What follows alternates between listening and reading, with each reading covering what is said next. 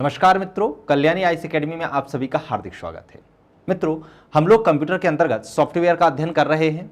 Software क्या होते हैं? सॉफ्टवेयर कंप्यूटर की आत्मा होते हैं जो उसकी कार्यविधि को क्रियान्वित करते हैं। साथ ही साथ विभिन्न जो हार्डवेयर होते हैं उनके मध्य समन्वय स्थापित करने का काम भी करते हैं। यदि हम सॉफ्टवेयर का वर्गीकरण देखें तो इसे मुख्यतः 3 भागों में बांटा जाता है। एक सिस्टम सॉफ्टवेयर, दूसरा एप्लीकेशन सॉफ्टवेयर और तीसरा होता है यूटिलिटी सॉफ्टवेयर। सिस्टम सॉफ्टवेयर को भी हमने 2 भागों में बांटा था, एक ऑपरेटिंग सिस्टम सॉफ्टवेयर और एक language translator software. Operating system software को पिछले ही वीडियो में हमने बहुत डिटेल में देखा था कि कौन कौन से सॉफ्टवेयर ऑपरेटिंग सिस्टम सॉफ्टवेयर के अंतर्गत आते हैं, इसका क्या काम होता है और इसका वर्गीकरण कितने आधार पर किया जा सकता है। आज की इस वीडियो के अंतर्गत हम लैंग्वेज ट्रांसलेटर सॉफ्टवेयर या लैंग्वेज प्रोसेसर की बात करेंगे। क्योंकि सरल सी भाषा में बात करें तो कंप्यूटर किस भाषा को जानता है? तो कंप्यूटर जानता है मशीनी भाषा को, और मशीनी भाषा लिखी जाती है 0 और 1 में। 0 का मतलब ऑफ होता है और 1 का मतलब ऑन होता है। और हम मशीनी भाषा को नहीं जानते, हम उस भाषा में किसी प्रोग्राम को लिख भी नहीं सकते। तो हम कोई भी यदि प्रोग्राम बनाते हैं या कोई सॉफ्टवेयर बनाते हैं तो वह या तो उच्च स्तरीय भाषा में होता है या निम्न स्तरीय भाषा में होता है। लेकिन कंप्यूटर ना तो उच्च स्तरीय भाषा को समझता है और ना ही निम्न स्तरीय भाषा को समझता है। तो आप जब भी कोई एप्लीकेशन बनाते हैं और उसके माध्यम से डेटा को कंप्यूटर के अंदर इंक्लूड करते हैं, डालते हैं, तो वह या तो उच्च स्तरीय भाषा में जाता है, निम्न स्तरीय भाषा में जाता है। तो इन्हीं उच्च स्तरीय भाषा और निम्न स्तरीय भाषा से जो डेटा कंप्यूटर के अंतर्गत जाता है तो उसे कंप्यूटर के समझने लायक बनाने के लिए जो सॉफ्टवेयर काम करते हैं उन्हें लैंग्वेज ट्रांसलेटर सॉफ्टवेयर कहते हैं। क्या कहते हैं? लैंग्वेज ट्रांसलेटर सॉफ्टवेयर कहते हैं। और कंप्यूटर प्रोसेसिंग भी किसमें करता है? मशीनी भाषा में करता है। और प्रोसेसिंग मशीनी भाषा में करने के बाद जो हमें डेटा देता है वो मशीनी भाषा में देता है, लेकिन फिर उसे उच्च स्तरीय और निम्न स्तरीय भाषा में बदलने का काम भी कौन करते हैं? लैंग्वेज ट्रांसलेटर सॉफ्टवेयर करते हैं। तो कंप्यूटर मशीनी भाषा में लिखे प्रोग्राम को ही समझ सकता है और उन्हें ही क्रियान्वित कर सकता है, परंतु जो सॉफ्टवेयर प्रोग्राम होते हैं वह उच्च स्तरीय भाषा में तैयार होते हैं। किसमें होते हैं? उच्च स्तरीय भाषा में तैयार होते हैं। और इन्हीं उच्च स्तरीय भाषा में तैयार प्रोग्राम को क्या कहा जाता है? सोर्स प्रोग्राम कहा जाता है। आप ध्यान रखिएगा, प्रश्न पूछा जा सकता है कि सोर्स प्रोग्राम किन्हें कहते हैं। तो जो प्रोग्राम उच्च स्तरीय भाषा में तैयार किए जाते हैं उन्हें सोर्स प्रोग्राम कहा जाता है। अब लैंग्वेज ट्रांसलेटर सॉफ्टवेयर क्या करते हैं? तो यह है सोर्स प्रोग्राम को मशीनी भाषा अर्थात ऑब्जेक्टिव प्रोग्राम में तैयार करते हैं। क्या करते हैं? जो सोर्स भाषा होती है, सोर्स भाषा में तैयार प्रोग्राम होते हैं, उन्हें मशीनी भाषा में परिवर्तित करने का काम करते हैं। यहां पर ध्यान देने वाली बात है कि जो ऑपरेटिंग सिस्टम सॉफ्टवेयर होते हैं, ऑपरेटिंग सिस्टम सॉफ्टवेयर को पिछले वीडियो में हमने डिटेल में देखा था। तो वह किस भाषा में तैयार किए जाते हैं? तो निम्न स्तरीय भाषा में, लो लेवल लैंग्वेज में तैयार किए जाते हैं। लेकिन जो एप्लीकेशन और यूटिलिटी सॉफ्टवेयर होते हैं, एप्लीकेशन सॉफ्टवेयर क्या होते हैं? जो किसी विशेष कार्य के लिए तैयार किए जाते हैं। और यूटिलिटी सॉफ्टवेयर जो विभिन्न कार्यों को एक साथ आसान बनाने के लिए तैयार किए जाते हैं। तो यह चाहे वह एप्लीकेशन सॉफ्टवेयर हो चाहे यूटिलिटी सॉफ्टवेयर हो, दोनों ही उच्च स्तरीय हाई लेवल लैंग्वेज में तैयार किए जाते हैं। सीधा सीधा प्रश्न आपसे पूछा जा सकता है कि जो ऑपरेटिंग सिस्टम सॉफ्टवेयर हैं वह किस भाषा में तैयार किए जाते हैं? तो निम्न स्तरीय भाषा में तैयार किए जाते हैं। जो कंप्यूटर है वह किस भाषा को समझता है और किस भाषा में कार्य को रन कर सकता है या कार्यान्वित कर सकता है? तो वह मशीनी भाषा को समझता है और उसी पर कार्य करता है। जो एप्लीकेशन सॉफ्टवेयर हैं और जो यूटिलिटी सॉफ्टवेयर हैं वह किस भाषा में तैयार किए जाते हैं? तो वह हाई लेवल लैंग्वेज अर्थात उच्च स्तरीय भाषा में तैयार किए जाते हैं। तो ये आपको ध्यान रखना है, यहां से प्रश्न पूछे जाने की संभावना बहुत ज्यादा होती है। साथ ही साथ आपको सोर्स प्रोग्राम भी याद रखना है कि सोर्स प्रोग्राम किन्हें कहते हैं? कि जो सॉफ्टवेयर उच्च स्तरीय भाषा में तैयार किए जाते हैं उन्हें ही सोर्स प्रोग्राम कहते हैं। लैंग्वेज ट्रांसलेटर का क्या काम होता है? तो वह सोर्स प्रोग्राम को मशीनी भाषा में बदलने का काम करते हैं। अब बात कर लेते हैं लैंग्वेज ट्रांसलेटर सॉफ्टवेयर के प्रकार कि आखिर यह कितने प्रकार के होते हैं। तो यदि इनके हम प्रकारों की बात करें तो यह मुख्यतः 3 प्रकार के होते हैं। एक होता है असेंबलर, एक होता है कंपाइलर और एक होता है इंटरप्रेटर। क्या क्या होते हैं? असेंबलर, कंपाइलर और इंटरप्रेटर। ये तीनों ही आपको ध्यान रखना है। डिटेल में हम देख लेते हैं। असेंबलर क्या करता है? तो यह है असेंबली या फिर निम्न स्तरीय भाषा में लिखे प्रोग्राम को मशीनी भाषा में परिवर्तित करता है। हम लोगों ने बताया था कि जो प्रोग्राम है वो दो ही भाषा में तैयार होंगे, या तो निम्न स्तरीय या उच्च स्तरीय। लेकिन जो ऑपरेटिंग सिस्टम सॉफ्टवेयर होते हैं वह निम्न स्तरीय भाषा में तैयार होते हैं। तो उसी निम्न स्तरीय भाषा में तैयार प्रोग्राम को मशीनी भाषा में बदलने का काम कौन करते हैं? असेंबलर करते हैं। यह कंप्यूटर निर्माता कंपनी द्वारा उपलब्ध कराया जाता है। क्यों उपलब्ध कराया जाता है? क्योंकि हम पिछले ही वीडियो में देख चुके हैं कि जब आप सिस्टम को खरीदते हैं, जब आप कंप्यूटर को खरीदते हैं, तो जो कंप्यूटर प्रदाता कंपनी होती है वह ऑपरेटिंग सिस्टम सॉफ्टवेयर को इंक्लूड करके आपको प्रदान करती है। क्यों करती है इंक्लूड? क्योंकि बगैर ऑपरेटिंग सिस्टम सॉफ्टवेयर के सिस्टम काम नहीं करेगा, उस पर ना तो कोई एप्लीकेशन काम करेगी और ना ही कोई हार्डवेयर काम करेगा, क्योंकि इन सभी के लिए जो आधारभूत संरचना है वह कौन तैयार करता है? वह ऑपरेटिंग सिस्टम तैयार करता है। तो इसीलिए जैसे ही ऑपरेटिंग सिस्टम सॉफ्टवेयर कंपनी द्वारा प्रदान किया जाता है तो असेंबलर भी कंपनी द्वारा ही प्रदान किया जाएगा, क्योंकि ऑपरेटिंग सिस्टम सॉफ्टवेयर द्वारा लिखे गए प्रोग्राम को पढ़ने का काम कौन करती है? असेंबलर करता है। कौन करता है? असेंबलर करता है। यह हार्डवेयर या प्रोसेसर के प्रकार पर निर्भर करता है। यह अशुद्धियों को हटाने में कैसा होता है? धीमा होता है। अशुद्धियों को बहुत धीमी गति से हटाता है। यह संपादन में भी क्या लेता है? कम समय लेता है, मतलब कार्य को संपादित जल्दी कर देता है, क्योंकि असेंबलर किससे जुड़ा होता है? ऑपरेटिंग सिस्टम सॉफ्टवेयर से जुड़ा होता है। और जब कंप्यूटर ऑपरेट होता है तो वह बहुत जल्दी कार्य कर लेता है। तो यह कार्य के संपादन में क्या लेता है? कम समय लेता है। आपको पता होगा कि जो कोई भी चीज जो कंप्यूटर के साथ इंक्लूड होती है वह कार्य को बहुत तीव्र गति से संपादित कर पाती है। जैसे कि हमने मेमोरी में भी देखा था कि जो मेमोरी कंप्यूटर के अंदर इंक्लूड होती है, जिन्हें मुख्य मेमोरी कहा जाता है, वह क्या करती है? बहुत तीव्र गति से कार्य करती है। प्रोसेसिंग की क्षमता बहुत ज्यादा होती है। इसी तरीके से जो ऑपरेटिंग सिस्टम सॉफ्टवेयर होता है उसकी जो भाषा बदलने का काम करता है असेंबलर, वह बहुत तीव्र गति से काम करता है, अर्थात किसी भी कार्य को क्रियान्वित करने में बहुत कम समय लेता है। लेकिन अशुद्धियों को हटाने में क्या होता है? धीमा होता है। यह अशुद्धियों को तीव्र गति से नहीं हटा पाता है। अब बात कर लेते हैं कंपाइलर की। तो ध्यान रखना, कंपाइलर और जो इंटरप्रेटर हैं यह दोनों ही उच्च स्तरीय भाषा को मशीनी भाषा में बदलने का काम करते हैं। और उच्च स्तरीय भाषा में कौन कौन सी तैयार किए जाते हैं? तो एप्लीकेशन सॉफ्टवेयर और यूटिलिटी सॉफ्टवेयर तैयार किए जाते हैं। तो यह उच्च स्तरीय भाषा में तैयार किए गए प्रोग्राम को मशीनी भाषा में बदलने का काम करता है। यह पूरे प्रोग्राम को एक साथ परिवर्तित करता है। क्या करता है? एक साथ परिवर्तित करता है। लेकिन इसमें एक समस्या यह होती है कि यह प्रोग्राम को परिवर्तित तो कर देता है लेकिन उसे क्रियान्वित नहीं करता है। सिर्फ वह परिवर्तित करने का काम करता है, उसे क्रियान्वित करने का काम नहीं करता। यह प्रोग्राम की सभी गलतियों को एक साथ बताता है। जब सारे प्रोग्राम को एक साथ परिवर्तित करेगा तो उसकी गलतियां भी क्या करता है? एक साथ बताता है। और जब गलतियां एक साथ बताएगा तो उन्हें हटाने में समय भी लगेगा, तो उनको हटाने में कैसा होता है? धीमा होता है। और यह संपादन में क्या लेता है? कम समय लेता है। देखिए, अशुद्धियों को तो धीमे गति से हटाएगा, लेकिन सीधे उसने क्या किया? पूरी लैंग्वेज को, पूरे पेज को एक साथ क्या कर दिया? उसने कंपाइल कर दिया, एक साथ परिवर्तित कर दिया। तो उसके क्रियान्वयन में कम समय लेगा, लेकिन अशुद्धियों को भी हटाने में क्या लेगा? ये धीमा होगा, अधिक समय लेगा। तो अशुद्धियों को हटाने में अधिक समय लेगा, बहुत धीमा होता है, लेकिन कार्यक्रम को करने में या लैंग्वेज को ट्रांसलेट करने में बहुत तीव्र होता है। फिर होता है इंटरप्रेटर। इंटरप्रेटर क्या करता है? यह भी उच्च स्तरीय भाषा में तैयार किए गए प्रोग्राम को मशीनी भाषा में बदलने का काम करता है। यह प्रोग्राम को एक एक लाइन कर अनुवादित करता है।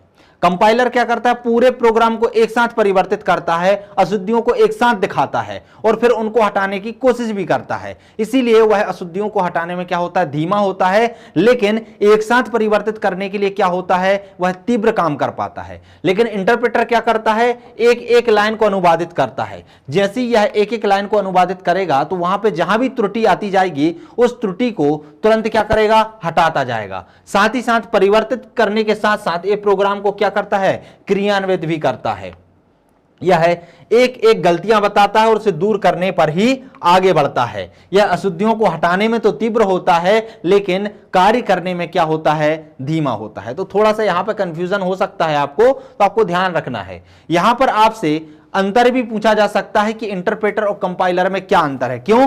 क्योंकि इंटरप्रेटर और कंपाइलर दोनों ही किसमें तैयार होते हैं? उच्च स्तरीय भाषा को परिवर्तित करने का काम करते हैं। अर्थात दोनों ही उच्च स्तरीय भाषा में तैयार किए गए प्रोग्राम को मशीनी भाषा में परिवर्तित करने का काम करते हैं। इसीलिए दोनों में अंतर आपसे पूछे जा सकते हैं। तो क्लियर हुआ कंपाइलर और इंटरप्रेटर में क्या अंतर होता है। 2 मिनट में मैं आपको रिवाइज करवा देता हूं। समझ लीजिए, ये कंपाइलर है, एक इंटरप्रेटर है। कंपाइलर पूरे प्रोग्राम को एक साथ मशीनी भाषा में परिवर्तित करता है, लेकिन इंटरप्रेटर क्या करता है, एक एक लाइन को परिवर्तित करता है। कंपाइलर एक साथ पूरे प्रोग्राम को परिवर्तित तो करता है, लेकिन उसे रन नहीं करता, उसे क्रियान्वित नहीं करता, सिर्फ परिवर्तित करने का काम करता है। लेकिन इंटरप्रेटर परिवर्तित भी करता है और उसे क्रियान्वित भी करता है। यह एक साथ परिवर्तित करने के साथ गलतियों को एक साथ बताता है, लेकिन यह एक एक लाइन की गलतियों को बताता है। यह एक साथ गलतियों को बताता है और एक साथ हटाने का भी काम करता है, लेकिन इंटरप्रेटर एक एक गलतियों को बताता है और एक एक को हटाने का काम करता है। और यह जो होता है गलतियों को हटाने में कैसा होता है, धीमा होता है, लेकिन क्रियाकारी को बदलने में या भाषा को ट्रांसलेट करने में बहुत तेज होता है। लेकिन यदि इंटरप्रेटर की बात करें तो यह गलतियों को तो बहुत तीव्र गति से हटा देता है, लेकिन जो भाषा को परिवर्तित करने का काम होता है उसमें यह धीमा होता है। क्लियर हुआ? यह क्या करता है, अधिक समय लेता है। तो ये आपको ध्यान रखना है, कंपाइलर और इंटरप्रेटर। असेंबलर बात अलग होती है, क्योंकि यह तो किसमें, निम्न स्तरीय भाषा में भाषा को परिवर्तित करने का काम करता है और किसके, कंपनी द्वारा प्रदान किया जाता है। तो तीनों चीजें आपको ध्यान रखना है, असेंबलर, कंपाइलर और इंटरप्रेटर। ये तीनों ही क्या हैं, यह है लैंग्वेज ट्रांसलेटर सॉफ्टवेयर हैं।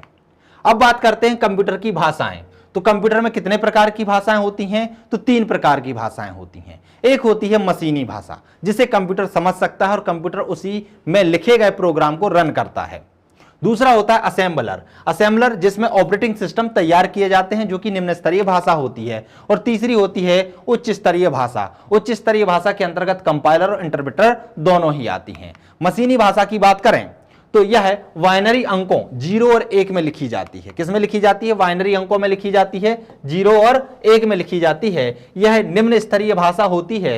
इसके क्रियान्वयन में ट्रांसलेटर सॉफ्टवेयर की आवश्यकता नहीं पड़ती है, क्योंकि कंप्यूटर काम ही किस पे करता है, तो वह मशीनी भाषा में करता है।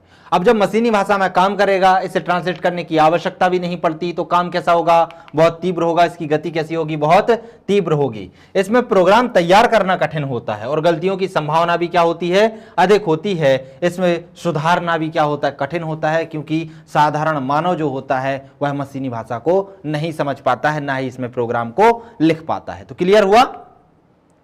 और जो पहली पीढ़ी की जो भाषा थी वो कौन सी थी, मशीनी भाषा थी। हम लोगों ने देखा था कि जो पहली पीढ़ी के कंप्यूटर थे, एनियक था, ठीक है, तो वो किस में तैयार किए गए थे, मशीनी भाषा में ही तैयार किए गए थे। तो यदि आपसे पूछा जाए कि पहली पीढ़ी की भाषा कौन सी है, तो वह मशीनी भाषा है। क्लियर हुआ?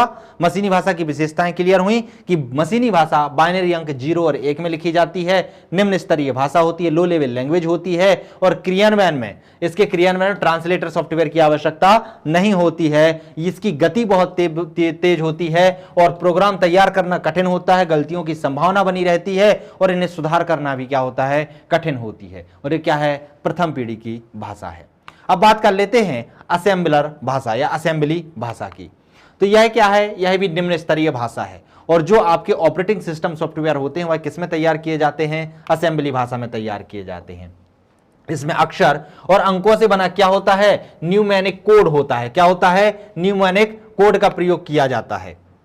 असेंबलर द्वारा इसे मशीनी भाषा में बदला जाता है, मतलब इसके लिए ट्रांसलेट सॉफ्टवेयर की आवश्यकता पड़ती है। यह बोलचाल की भाषा के बहुत करीब होती है। कैसी होती है, बोलचाल की भाषा के बहुत करीब होती है।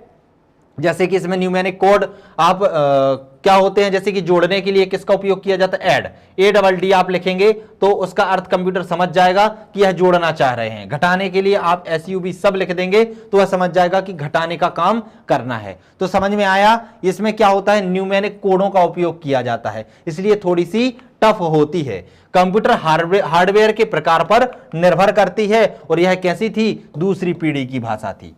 जैसे जैसे कंप्यूटर की पीढ़ी बदलती गई, भाषाओं में परिवर्तन आता गया। तो पहली पीढ़ी की भाषा में हमने क्या देखा था, तो पहली पीढ़ी की भाषा में हमने मशीनी भाषा को देखा, और दूसरी पीढ़ी के जो कंप्यूटर आए थे वह किसमें, असेंबली भाषा में तैयार किए गए थे। और अभी भी जो ऑपरेटिंग सिस्टम सॉफ्टवेयर होते हैं वह किसमें तैयार किए जाते हैं, वह अभी भी असेंबली भाषा में तैयार किए जाते हैं। फिर एक होती है उच्च स्तरीय भाषा।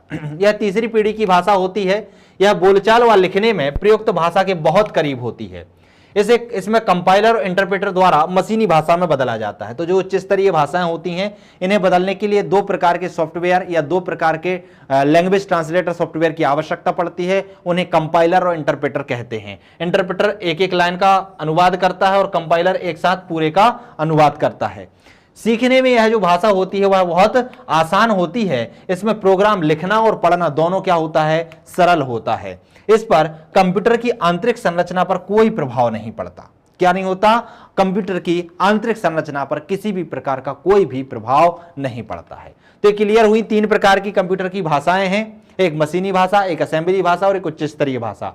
दो भाषाओं को परिवर्तित करने के लिए जो लैंग्वेज ट्रांसलेटर सॉफ्टवेयर है उनकी आवश्यकता पड़ती है। असेंबली भाषा में असेंबलर की आवश्यकता पड़ती है और उच्च स्तरीय भाषा के लिए कंपाइलर और इंटरप्रेटर की आवश्यकता पड़ती है। मशीनी भाषा की गति बहुत तेज होती है और इसमें किसी भी प्रकार के लैंग्वेज ट्रांसलेटर सॉफ्टवेयर की आवश्यकता नहीं पड़ती है। अब जो तीसरी पीढ़ी की उच्च स्तरीय भाषा है उनके हम कुछ उदाहरण देख लेते हैं। यह भी प्रश्न पूछ लिया जाता है, जैसे कि फोर्ट्रॉन। फोर्ट्रॉन क्या है, फार्मूला ट्रांसलेशन, इसका संक्षिप्त रूप है फोर्ट्रॉन। या आपसे पूरा का पूरा फुल फॉर्म भी इसका पूछा जाता है कि फोर्ट्रॉन को फुल फॉर्म क्या है, तो फार्मूला ट्रांसलेशन है। यह पहली उच्च स्तरीय भाषा है। इसका विकास 1957 में IBM international business machine company के जॉन वेकस द्वारा किया गया था। बहुत ही महत्वपूर्ण है, प्रश्न पूछा जा सकता है कि फोर्ट्रॉन भाषा का विकास किसके द्वारा किया गया था, तो किसके द्वारा किया गया था, जॉन वेकस के द्वारा किया गया था। और जॉन वेकस किसके थे, तो IBM कंपनी के थे। कब किया गया था, तो 1957 में किया गया था। प्रश्न सीधा बनता है कि बताइए कंप्यूटर की पहली उच्च स्तरीय भाषा कौन सी है, तो कौन सी है, फोर्ट्रॉन है। ये आपको ध्यान रखना है। इसका प्रयोग किसमें होता है, तो वैज्ञानिकों और इंजीनियरों द्वारा गणितीय सूत्रों को आसानी से हल करने तथा जटिल वैज्ञानिक जो गणनाएं होती हैं उनको सॉल्व करने में इसका उपयोग किया जाता है। यह बीज गणित पर आधारित होती है। किस पर होती है, अलजेब्रा पर आधारित होती है। तो यह भी आपसे पूछा जाता है। तो क्लियर हुआ, फोर्ट्रॉन के विषय में सबसे पहली उच्च स्तरीय भाषा है और इसका फुल फॉर्म होता है फार्मूला ट्रांसलेशन। इसका विकास IBM कंपनी के जॉन वेकस द्वारा 1957 में किया गया था। इसका उपयोग वैज्ञानिक और इंजीनियरों द्वारा किसके गणितीय सूत्रों को हल करने में किया जाता है, अर्थात यह बीज गणित पर आधारित होती है। दूसरी भाषा है लोगो। कौन सी है, लोगो। इसका उपयोग कम उम्र के बच्चों को रेखाचित्र या ग्राफिक्स के माध्यम से कंप्यूटर की शिक्षा देने में किया जाता है। क्योंकि बच्चों को तो ज्यादा कंप्यूटर के विषय में नॉलेज नहीं होता, तो उन्हें कंप्यूटर सिखाने के लिए एक भाषा बनाई गई है, उसे कहते हैं लोगो। इसमें कैसे सिखाया जाता है, तो रेखा चित्रों के माध्यम से सिखाया जाता है या ग्राफिक्स के माध्यम से सिखाया जाता है। तो सीधा सीधा प्रश्न पूछा जाता है कि कम उम्र के बच्चों के लिए रेखा चित्र या ग्राफिक्स के माध्यम से शिक्षा देने के लिए कौन सी भाषा का उपयोग किया गया है, तो कौन सी भाषा है, लोगो। दूसरा प्रश्न यहां से यह बन जाता है कि लोगो किस तरीके की भाषा है, उच्च स्तरीय भाषा या निम्न स्तरीय भाषा, तो कौन सी है, उच्च स्तरीय भाषा। लोगो किस पीढ़ी की भाषा है, प्रथम पीढ़ी, द्वितीय पीढ़ी, तृतीय पीढ़ी या चतुर्थ पीढ़ी, तो किस पीढ़ी की भाषा है, तीसरी पीढ़ी की भाषा है। अगली भाषा है कोबोल। कोबोल क्या होता है, कॉमन बिजनेस ओरिएंटेड लैंग्वेज। क्या होती है, कॉमन बिजनेस ओरिएंटेड लैंग्वेज। यह व्यवसाय कार्यों के लिए प्रयुक्त होने वाली भाषा है। सीधा सीधा प्रश्न पूछा जाता है कि व्यवसाय कार्यों के लिए प्रयुक्त होने वाली भाषा कौन सी है, तो कौन सी है, कोबोल है। इसे पैराग्राफ, डिवीजन और सेक्शन में बांटा जाता है। तो किस किस में बांटा जाता है, पैराग्राफ, डिवीजन और सेक्शन में बांटा जाता है। अगली भाषा है बेसिक। बेसिक क्या होता है, a beginner all purpose symbolic instruction code, इसका फुल फॉर्म होता है। ये आपसे पूछा जा सकता है कि बेसिक का फुल फॉर्म बताइए। बेसिक क्या है, तो बेसिक एक उच्च स्तरीय भाषा है जो तीसरी पीढ़ी के कंप्यूटरों में उपयोग की गई थी। विकास 1964 में जॉन कैमेनी और थॉमस कुड्स द्वारा किया गया था। किसके द्वारा किया गया था, जॉन कैमेनी और थॉमस कुड्स के द्वारा 1964 में इसका आविष्कार किया गया था, विकास किया गया था। और यह एक लोकप्रिय और सरल प्रोग्रामिंग भाषा है। प्रयोग गणितीय और व्यावसायिक कार्य दोनों में किया जाता है। तो जो बेसिक भाषा है उसका उपयोग कहां पर होता है, गणितीय और व्यावसायिक दोनों ही कार्यों में किया जाता है। और यह विश्व की सबसे अधिक प्रयोग होने वाली भाषा है। सीधा सीधा प्रश्न बनता है कि बताइए विश्व की सबसे अधिक प्रयोग होने वाली भाषा कौन सी है, तो कौन सी है, बेसिक है। तो ये आपको ध्यान रखना है। इसे अन्य भाषाओं के लिए नींव के पत्थर कहा जाता है। नींव का पत्थर कहा जाता है क्योंकि दूसरी भाषाओं को सीखने में यह मदद करती है। अगली भाषा है पास्कल। इसका विकास 1971 में निकलास वर्थ द्वारा किया गया था। किसके द्वारा किया गया था? निकलास वर्थ के द्वारा किया गया था। और यह एक शिक्षा परक भाषा है। कैसी भाषा है? शिक्षा परक भाषा है। तो प्रश्न सीधा सीधा बनता है कि शिक्षा परक भाषा कौन सी है? तो पास्कल है। इसका नामकरण कंप्यूटर के पिता या जनक ब्लेज पास्कल के नाम पर किया गया है। फिर होती है C++ या सी लैंग्वेज।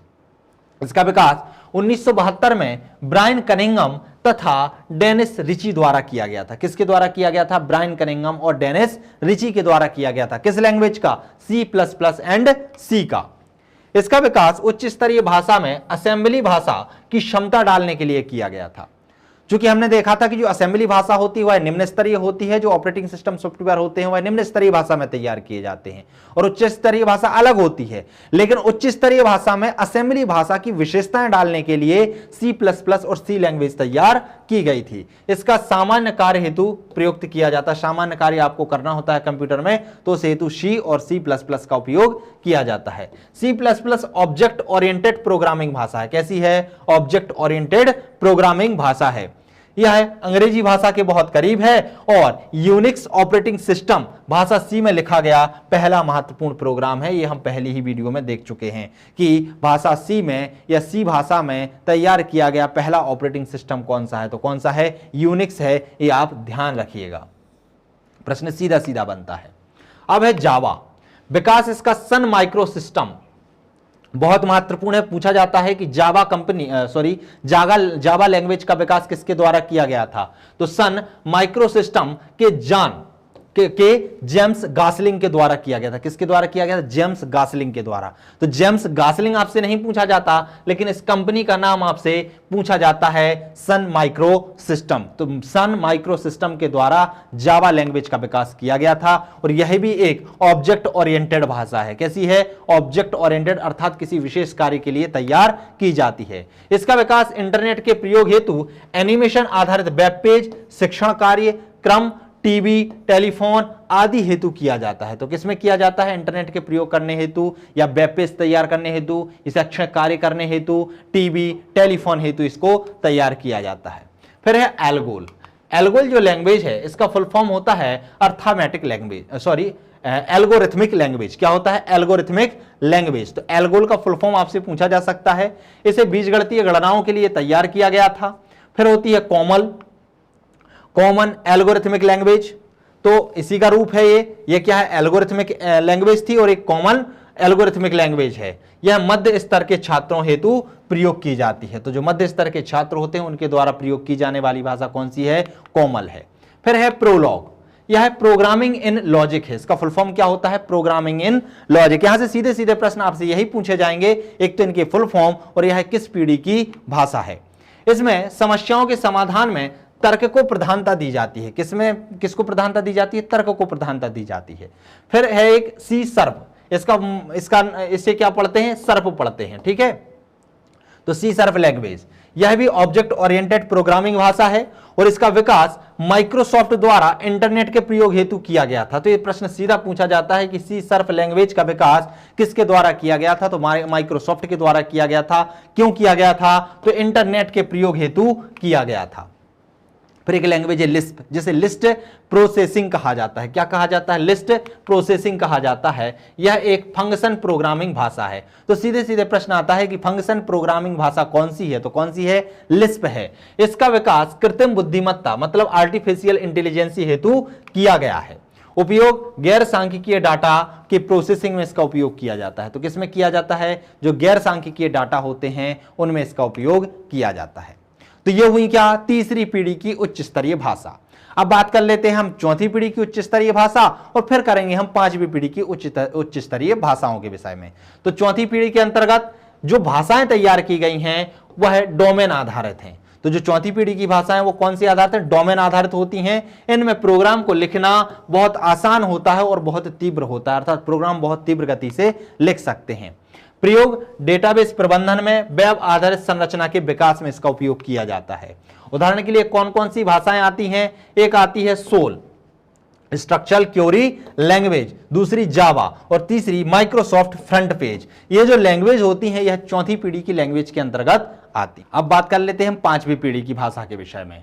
जो पांचवी पीढ़ी की भाषा होती है वह आर्टिफिशियल इंटेलिजेंसी पर आधारित होती हैं। हमने पांचवी पीढ़ी के जब हम कंप्यूटर देखे थे तो उसके अंतर्गत हमने देखा था कि अब कंप्यूटरों में आर्टिफिशियल इंटेलिजेंसी का उपयोग होने लगा है और इस तरीके के कंप्यूटर विकसित किए जाने लगे हैं जो तार्किक गणनाएं भी कर सकते हैं, तार्किक प्रोसेसिंग भी कर सकते हैं। तो इसका उपयोग आर्टिफिशियल इंटेलिजेंसी तथा तार्किक प्रोग्रामिंग में किया जाता है। उदाहरण के लिए इसमें कौन कौन सी आती हैं, जैसे कि लिस्प आती है, लिस्ट प्रोसेसिंग आती है, साथ ही साथ प्रोलॉग। तो ये लैंग्वेज जो है वह किसके अंतर्गत आती है, पांचवी पीढ़ी की लैंग्वेज के अंतर्गत आती हैं। तो दोस्तों ये क्या हुई, ये लैंग्वेज हुई और लैंग्वेज ट्रांसलेटर सॉफ्टवेयर के अंतर्गत आती हैं। इनका ट्रांसलेशन किसके द्वारा किया जाता है, लैंग्वेज ट्रांसलेटर सॉफ्टवेयर के द्वारा किया जाता है। तो इस वीडियो के अंतर्गत हम लोगों ने क्या क्या देख लिया, हम लोगों ने लैंग्वेज ट्रांसलेटर सॉफ्टवेयर को देखा, साथ ही साथ अभी तक हमने क्या देखा कि कौन कौन सी लैंग्वेज होती है। प्रथम पीढ़ी के कंप्यूटर में कौन सी लैंग्वेज थी, दूसरी पीढ़ी में कौन सी थी, तीसरी में कौन सी थी, चौथी में कौन सी थी और पांचवी में कौन सी थी। अब कुछ महत्वपूर्ण जानकारी है, कुछ शब्दावली है जो पूछ ली जाती है। जैसे कि एक पूछ लिया जाता है एल्गोरिथम, किसी वांछित परिणाम को प्राप्त करने के लिए बनाई गई जो चरणबद्ध प्रक्रिया होती है वह क्या कहलाती है, एल्गोरिथम कहलाती है। आपको ध्यान रखना है। दूसरा होता है फ्लो चार्ट।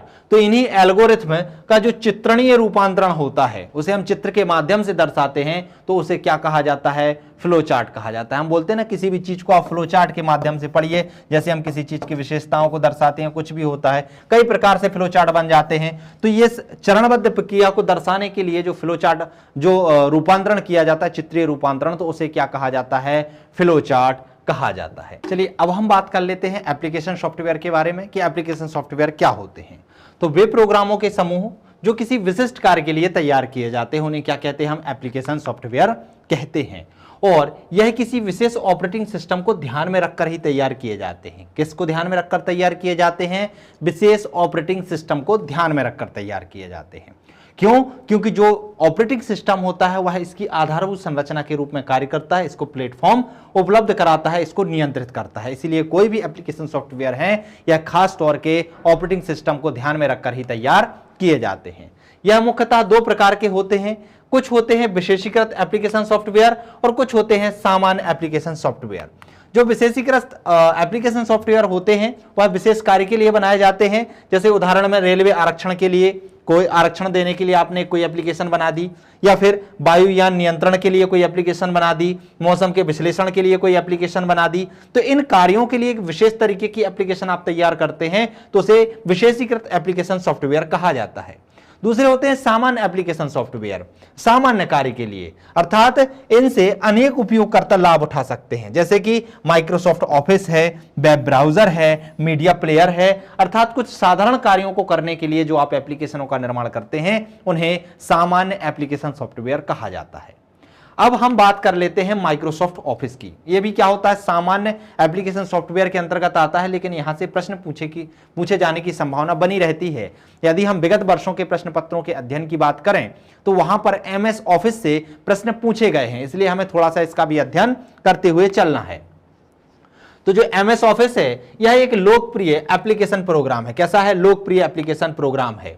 मुख्यतः यह कार्यालय संबंधी कार्यों के लिए तैयार किया गया, अर्थात कार्यालय से संबंधित जो भी कार्य हैं उनको आसान तरीके से हम कर सकें, उन्हें करने में कोई दिक्कत का सामना ना करना पड़े, इसके लिए माइक्रोसॉफ्ट ऑफिस को तैयार किया गया है। इसके बहुत सारे लोकप्रिय संस्करण हैं। कोई भी चीज होती है यदि वह बनती है तो उसमें धीरे धीरे सुधार किया जाता है और जैसे जैसे धीरे धीरे सुधार होता है तो उसके संस्करण बदलते जाते हैं। इसी तरीके से माइक्रोसॉफ्ट ऑफिस का जो पहला वर्जन आया था उसे माइक्रोसॉफ्ट ऑफिस 97 कहा जाता है। फिर माइक्रोसॉफ्ट ऑफिस 2000 और 2003 आया, फिर माइक्रोसॉफ्ट ऑफिस एक्सपी आया, माइक्रोसॉफ्ट ऑफिस 2007 आया। तो इस तरीके से इसके संस्करण बदलते गए हैं।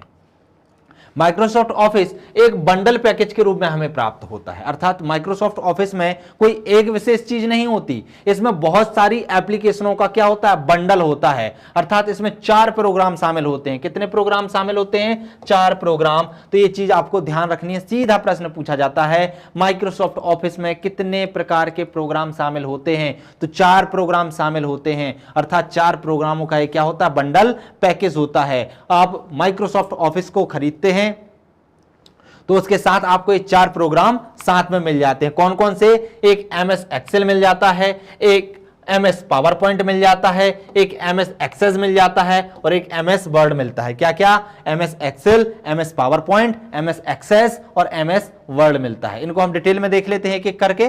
पहले देखते हैं MS एक्सेस।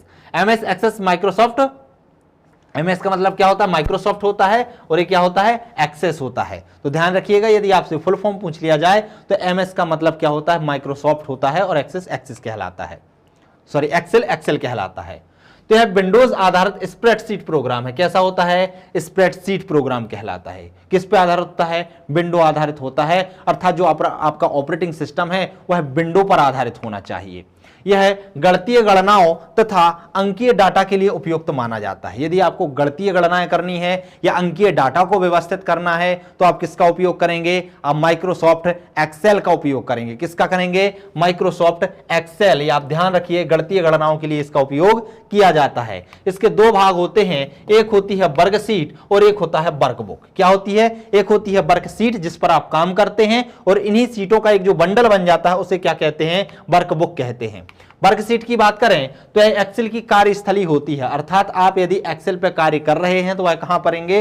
वर्कशीट पर करेंगे। इसमें अनेक सेलों का समूह होता है जहां पर डेटा को रखा जाता है तथा प्रोसेस किया जाता है। सीधा सीधा प्रश्न पूछा जा चुका है कि वर्कशीट में डेटा को कहां पर रखा जाता है, तो कहां पर रखा जाता था या कहां रखा जाता है? तो सेल के अंतर्गत रखा जाता है और वहीं पर इसे प्रोसेस किया जाता है। इसे रॉ और कॉलम्स में बटी रहते हैं। तो जो वर्कशीट होती है वह रॉ और कॉलम में बटी रहती है। किस में बटी रहती है? रॉ और कॉलम में। रॉ 1 2 3 के रूप में वर्गीकृत होती है और कॉलम्स ABC में वर्गीकृत होते हैं। क्या होते हैं? कॉलम्स ABC में वर्गीकृत होते हैं और रॉ 1 2 3 में वर्गीकृत होती है। इसमें सम्मिलित संख्या लिखी होती है, जैसे कि A5, मतलब आपको ए कॉलम में और 5वें नंबर की रो में जाना है। यदि लिखा है B7 तो B7 का मतलब होता है कि आपको B नंबर के कॉलम में और 7 नंबर की रो में जाना है। तो यहां से आपको वो रो और वो जो सेल है वह मिल जाएगी जहां पर वह डाटा रखा होगा। क्लियर हुआ? इस तरीके से वर्कशीट पर काम किया जाता है। दूसरा होता है वर्कबुक। यह एक्सेल फाइल, एक्सेल का एक फाइल है जहां डेटा एंटर तथा सेव किया जाता है। डेटा पे काम कहां किया जाता है? तो वर्कशीट पे किया जाता है। और वर्कबुक में क्या किया जाता है? डेटा को रखा जाता है और सेव किया जाता है। यह वास्तव में वर्कशीट का ही संग्रह होता है। बहुत सारी वर्कशीटों को एक साथ रख के ही वर्कबुक बनाई जाती है। वर्कबुक 3 वर्कशीट स्वतः ही पाए जाते हैं। वर्कबुक आप खोलेंगे तो उसमें 3 वर्कशीट का संग्रह पाया जाएगा, इससे ज्यादा भी आप संग्रहित कर सकते हैं। तो यह प्रश्न सीधा पूछ लिया जाता है कि वर्कबुक में कम से कम कितनी वर्कशीटों का संग्रह पाया जाता है? तो 3 वर्कशीटों का संग्रह पाया जाता है। वर्कशीट को वर्कबुक में एक पेज कहा जाता है। तो वर्कबुक में एक पेज क्या कहलाता है? वर्कशीट कहलाता है। और वर्कशीट में जहां पर डेटा को रखा जाता है उसे हम क्या कहते हैं? तो उसे सेल कहते हैं। क्लियर हुआ? तो ये क्या हुआ? हमारा माइक्रोसॉफ्ट एक्सेस हुआ। अब बात कर लेते हैं हम MS power point, Microsoft power point. यह स्लाइडों के माध्यम से सूचनाओं को प्रस्तुत करते हैं। जैसे कि जो आपके सामने प्रोग्राम चल रहा है, किस पे तैयार किया गया है? यह किया गया है माइक्रोसॉफ्ट पावर पॉइंट पर तैयार किया गया है। अर्थात जो सामने आपकी ये चीज दिख रही है क्या कहलाती है? स्लाइड कहलाती है। तो यह किस पे तैयार की जाती है? माइक्रोसॉफ्ट पावर पॉइंट पे। इसमें स्लाइडों में टेक्स्ट, ध्वनि, चलचित्र, एनिमेशन को भी जोड़ा जा सकता है और इसमें बने स्लाइडों को हम MS वर्ड और MS एक्सेल दोनों से ही क्या कर सकते हैं? कनेक्ट कर सकते हैं। फिर होता है MS Access, Microsoft Access. Database program है। कैसा होता है? डाटाबेस प्रोग्राम होता है। इसमें टेबल के रूप में डाटा को संग्रहित और व्यवस्थित किया जा सकता है। यदि आपको डेटा को टेबल के रूप में दर्शाना है तो आप किसका उपयोग करेंगे? MS एक्सेस का उपयोग करेंगे। फिर होता है MS वर्ड, माइक्रोसॉफ्ट वर्ड। यह लोकप्रिय वर्ड प्रोसेसिंग सॉफ्टवेयर है। क्या है? लोकप्रिय वर्ड प्रोसेसिंग सॉफ्टवेयर है। इसमें टेक्स्ट, चित्र तथा ग्राफिक्स का निर्माण किया जा सकता है तथा टेक्स्ट का फॉर्मेटिंग भी की जा सकती है। अर्थात आपको कोई भी चीज बनानी है, मान लीजिए स्लाइड है, स्लाइड को आपको बुक के फॉर्म में लाना है, पेज के फॉर्म में लाना है, तो आप किसका उपयोग कर सकते हैं? MS वर्ड का उपयोग कर सकते हैं। इसमें आप ग्राफिक्स का उपयोग भी कर सकते हैं और इसमें टेक्स्ट, चित्रों को भी आप डाल सकते हैं। इसमें आप स्पेलिंग और ग्रामर की जांच कर सकते हैं। जैसे कोई भी चीज आप टाइप करते हैं यदि एमएस वर्ड में, तो वहां पर यदि वह वर्ड गलत लिखा होता है तो वहां पर लाल कलर का इस तरीके का बन जाता है, तो आपको पता चल जाता है कि ये स्पेलिंग जो है वो मिस्टेक है और उसको आप सुधार सकते हैं। इसमें एक और सुविधा होती है, मान लीजिए कोई एक शब्द गलत लिख गया है और आपको ये चीज बदलनी है, तो आप एक चीज को बदलकर पूरे में पेस्ट करेंगे तो जहां जहां पर भी ये चीज लिखी होगी वह चेंज हो जाएगी। शब्दों को रेखांकित किया जा सकता है, मेल मर्ज जैसी सुविधाएं यहां पर उपलब्ध होती हैं। क्लियर हुआ? एमएस जो ऑफिस है उसके अंतर्गत क्या क्या चीजें आती हैं वो सभी हम लोगों ने देखी। अब हम माइक्रोसॉफ्ट ऑफिस के उपयोग को देख लेते हैं एक साथ। अब इनके उपयोग में जो एमएस एक्सेस होता है, एमएस वर्ड होता है, एमएस पावर पॉइंट होता है, उसमें जो कार्य किए जाते हैं उनको ही हम इसके उपयोग के अंतर्गत रखते हैं। जैसे एमएस वर्ड की सहायता से किसी भी प्रकार का लेटर बना सकते हैं तथा उसे मॉडिफाई कर सकते हैं, उसमें जो भी स्पेलिंग होती है उन्हें हम सुधार सकते हैं और उनमें हम नई चीजों को डाल सकते हैं। एमएस एक्सेस एक्सेल की मदद से डाटा को सारणीबद्ध कर सकते हैं तथा उसका कैलकुलेशन कर सकते हैं तथा डाटा को ग्राफ के रूप में हम प्रदर्शित कर सकते हैं। जो एमएस आउटलुक होता है इसकी सहायता से कई सारी ईमेल आईडी को कनेक्ट करके उन्हें बगैर खोले हम एक जगह से दूसरे जगह भेज सकते हैं। एमएस पावर पॉइंट की सहायता से मीटिंग के लिए प्रेजेंटेशन तैयार कर सकते हैं और एक पेज पर विभिन्न प्रकार की स्लाइडों का उपयोग भी करके हम इसे आकर्षक बना सकते हैं। ऐसी एमएस एक्सेस के द्वारा हम डेटाबेस तैयार कर सकते हैं। तो ये क्या हुए आपके माइक्रोसॉफ्ट ऑफिस के उपयोग हुए। कुछ महत्वपूर्ण चीजें हैं जो आपसे पूछी जा सकती हैं, जैसे कि एमएस वर्ड में जो डॉक्यूमेंट तैयार किया जाता है उसे क्या कहते हैं, तो उसे कहते हैं फाइल। एमएस वर्ड में जो भी चीज बनेगी उसे क्या कहा जाएगा, फाइल। एमएस एक्सेल में जो डॉक्यूमेंट बनता है उसे क्या कहा जाता है, स्प्रेड शीट कहा जाता है। और एमएस एक्सेस में जो न्यू डॉक्यूमेंट बनता है उसे क्या कहा जाता है, तो डेटाबेस कहा जाता है। तीनों चीजें आपको ध्यान रखनी है कि डेटाबेस किसे कहते हैं, स्प्रेडशीट किसे कहते हैं और फाइल किसे कहते हैं।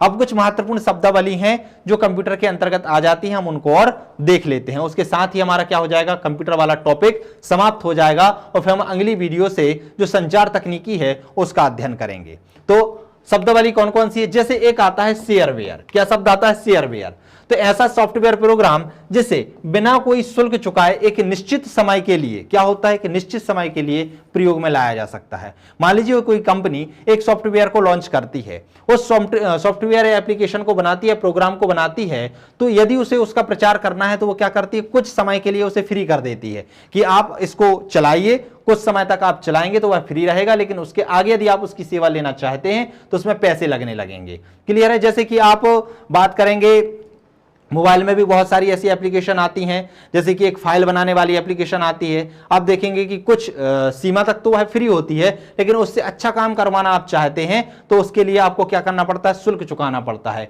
तो इस तरीके की जो एप्लीकेशन या प्रोग्राम होते हैं वह क्या कहलाते हैं, शेयरवेयर कहलाते हैं। दूसरा होता है फ्रीवेयर, ऐसी एप्लीकेशन जो हमेशा के लिए फ्री हो, है ना, जिनके उपयोग के लिए आपको किसी भी प्रकार का कोई भी व्यक्तिगत शुल्क नहीं चुकाना पड़ता है, वह फ्रीवेयर कहलाते हैं। एक होते हैं ग्रुपवेयर। ग्रुपवेयर क्या होते हैं, ऐसे सॉफ्टवेयर जिसे समान उद्देश्य में लगे व्यक्तियों को सुविधाओं को ध्यान में रखकर विकसित किया जाता है। मान लीजिए आप फ्लो चार्ट बना रहे हैं, आप बहुत सारे लोग हैं जिनको गणनाएं करना है, उनको एक फाइल के रूप में, फ्लो चार्ट के रूप में उनको जमाना है, तो एक इस तरीके का एप्लीकेशन बना दिया जाएगा जिसमें उस फ्लो चार्ट को एक बना बनाया आपको फॉर्मेट मिल जाएगा और उस फॉर्मेट पर वह लोग डेटा को एंट्री कर सकते हैं। तो इस तरीके के जो एप्लीकेशन या जो सॉफ्टवेयर होते हैं उन्हें क्या कहा जाता है, उन्हें कहा जाता है ग्रुपवेयर। उदाहरण के लिए क्या क्या आते हैं इसमें, जैसे कि ऑनलाइन चैट आ जाएगा, ईमेल आ जाएगा, न्यूज ग्रुप आ जाएगा, वीडियो कॉन्फ्रेंसिंग आ जाएगा। इसमें क्या होता है, बहुत सारे लोगों की एक जैसी सुविधाओं को ध्यान में रखकर इन्हें बना दिया जाता है। एक होता है फर्मवेयर, तो ऐसा सॉफ्टवेयर जिसे हार्डवेयर की जगह प्रयोग किया जाता है। मान लीजिए आपको कहीं पर किसी हार्डवेयर की आवश्यकता पड़ती है, आप हार्डवेयर में मान लीजिए जैसे किसी डेटा को एंट्री करने के लिए आपको कीबोर्ड की आवश्यकता पड़ रही है, तो आप कीबोर्ड को ना लगा के उस एप्लीकेशन के माध्यम से कीबोर्ड का काम कर सकते हैं। तो ऐसी एप्लीकेशन क्या कहलाती है, फर्मवेयर कहलाते हैं। ऐसे सॉफ्टवेयर क्या कहलाते हैं, फर्मवेयर कहलाते हैं। जैसे कि आपने देखा होगा कभी कभी आपके मोबाइल में टच स्क्रीन काम करना बंद कर देती है। मान लीजिए आपने देखा कि लेफ्ट साइड की टच स्क्रीन काम नहीं कर रही है, तो आप इस तरीके की एप्लीकेशन डाउनलोड कर लेते हैं, इस प्रकार के सॉफ्टवेयर को अपलोड कर लेते हैं जिसके माध्यम से एक अलग से कीबोर्ड आपके राइट हैंड में आ जाता है और वहां से आप टच करके उस स्क्रीन को चला सकते हैं। तो क्या हो जाता है, वो क्या कहलाते हैं, फर्मवेयर कहलाते हैं। एक होता है टेस्टिंग और डिबगिंग। क्या होता है हम समझते हैं, पहले हम बग्स को समझ लेते हैं। बग्स क्या कहलाते हैं, प्रोग्राम या सॉफ्टवेयर में जो पाई जाने वाली त्रुटियां होती हैं, किसमें, प्रोग्राम और सॉफ्टवेयर में जो भी त्रुटियां पाई जाती हैं उन्हें क्या कहा जाता है, बग्स कहा जाता है। क्या कहा जाता है, बग्स। और बग्स को ढूंढने और उनमें सुधार करने की प्रक्रिया क्या कहलाती है, डिबगिंग कहलाती है। क्लियर हुए, डिबगिंग क्या हो गया, जो बग्स होंगी उसमें जो भी अशुद्धियां होंगी उन्हें ढूंढना और उन्हें सुधारने का काम क्या कहलाता है, डिबगिंग कहलाता है। पैच, त्रुटियों को छोटे छोटे सॉफ्टवेयर प्रोग्राम की सहायता से क्या करना, ठीक करना, क्या कहलाता है, पैच कहलाता है। अब आप सोच रहे होंगे सर ये क्या पढ़ा रहे हैं, तो दोस्तों यहां से सीधे सीधे प्रश्न पूछे जाते हैं। प्रश्न आपके प्री में पूछे भी गए हैं। जैसे पूछा जाता है कि प्रोग्राम या सॉफ्टवेयर में पाई जाने वाली त्रुटियों को क्या कहते हैं, ऑप्शन में आपको मिल जाएगा टेस्टिंग, डिबगिंग, बग्स या पैच। तो क्या कहलाता है, बग्स कहलाता है।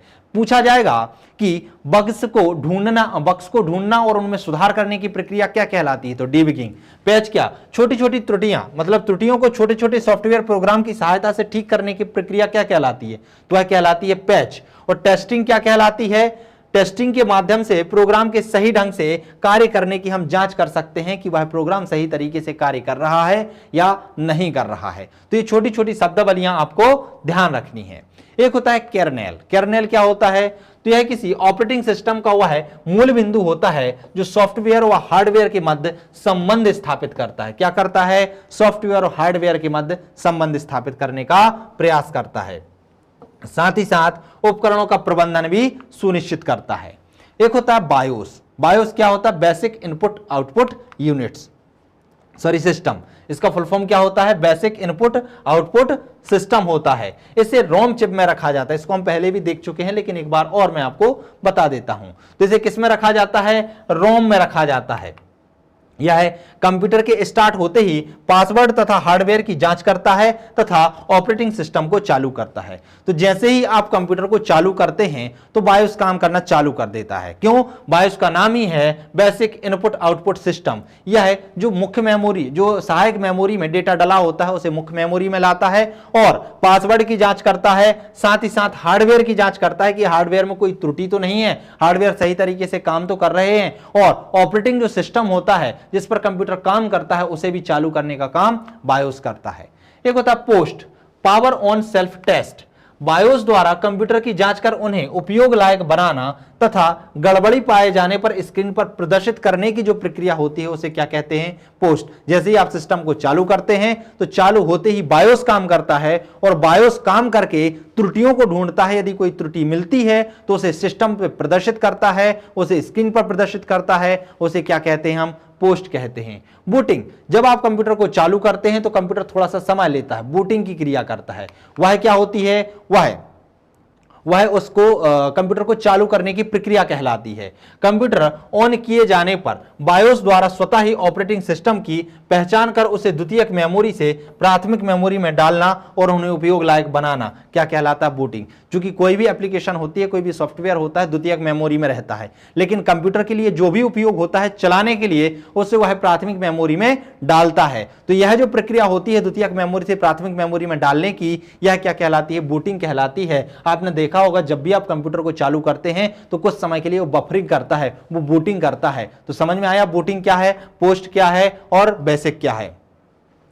अब डाटा रिकॉर्ड करने के विभिन्न स्तर होते हैं, वो आप देख लीजिए। जैसे कि एक होता है बिट, बिट से बड़ा होता है कैरेक्टर, कैरेक्टर से बड़ा होता है फील्ड, फील्ड से रिकॉर्ड, रिकॉर्ड से बड़ा फाइल और सबसे बड़ा होता है डेटाबेस। तो ये आपको ध्यान रखना है, क्रम सीधा सीधा पूछ लिया जाता है।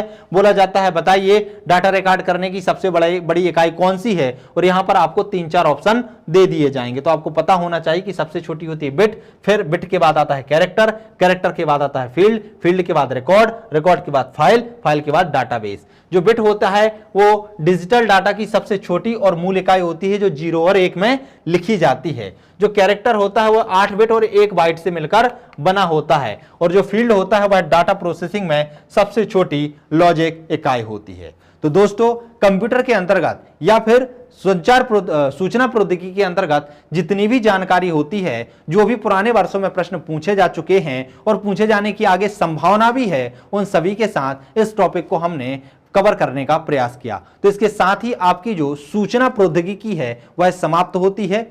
अगली वीडियो के अंतर्गत हम संचार प्रौद्योगिकी का अध्ययन करेंगे कि आखिर किन किन उपकरणों के माध्यम से जो कंप्यूटर के द्वारा सूचना बनाई जाती है, जो डाटा को व्यवस्थित करके एक सूचना में परिवर्तित की जाती है, तो उस सूचना को किन किन उपकरणों के माध्यम से हम एक स्थान से दूसरे स्थान पर भेज सकते हैं। तो मिलते हैं अगले वीडियो में, तब तक आप लोग बने रहिए। उस वीडियो में हम अध्ययन करेंगे संचार प्रौद्योगिकी का। तो दोस्तों तब तक के लिए नमस्कार।